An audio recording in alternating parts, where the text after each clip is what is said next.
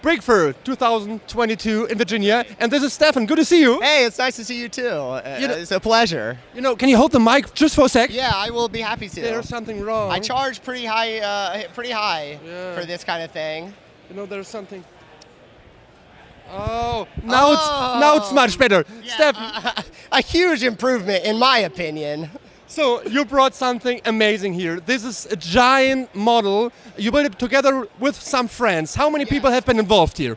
Well, I've been working on the concept for 3 years, so I've been building and adding to it for 3 years. We've displayed it 4 times in that time. The last effort was in February at BrickFair, Alabama, and it was 2 collaborators, myself and Peter Bradbury, part of Magic City Lego Users Group.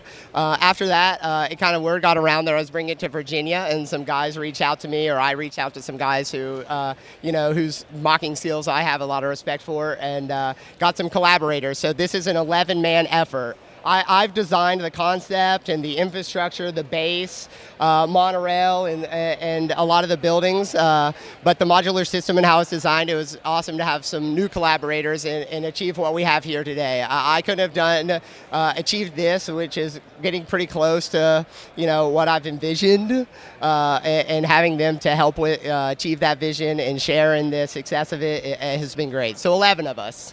This is awesome. So it's kind of futuristic city, bit like Ninjago City inspired. So what was your inspiration for this? So the cyberpunk genre, I think Ninjago is heavily inspired from cyberpunk, and just the genre in general is the inspiration for this build. There is the inspiration really, and the Lego inspiration was the Brolug 2013 Cyberpocalypse build.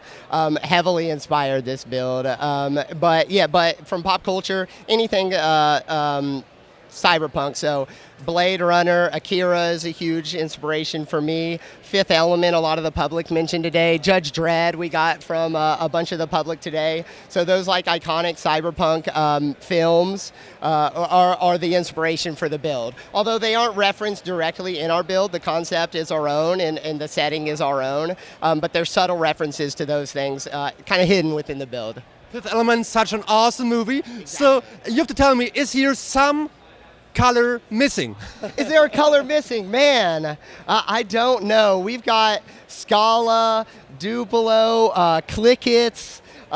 We've got like every theme. I was kind of walking around trying to like point out what we have. I don't know if there is a color missing. There must be. There's some very rare colors. But I think we've got almost all of them represented. Pretty close. As close as maybe you can get almost. So my favorite part here of this whole layout is this Duplo cube up there, which is awesome because I use it with my kids all the time. Yeah, I know. Michael Wilhoit built this tower, and he really has an eye for finding those interesting pieces. And the Duplo elements that he's added to the build have gotten like tons of questions about it. And the same as you, like, oh, I know that because I play with my kids with it.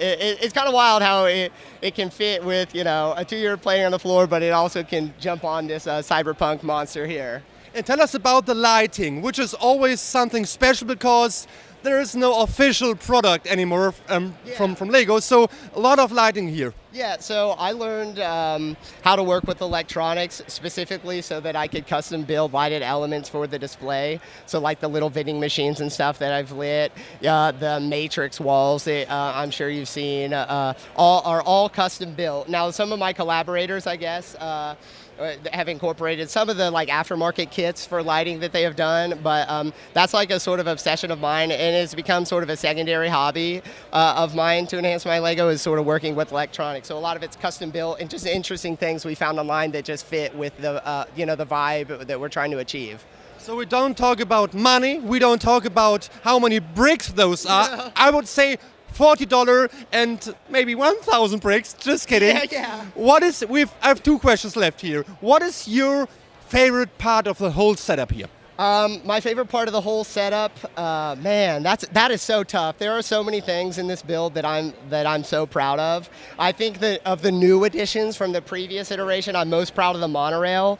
Masao Hidaka is the pioneer for this brick-built monorail, and he's an icon in the community, especially in the train community, or just in the community in general.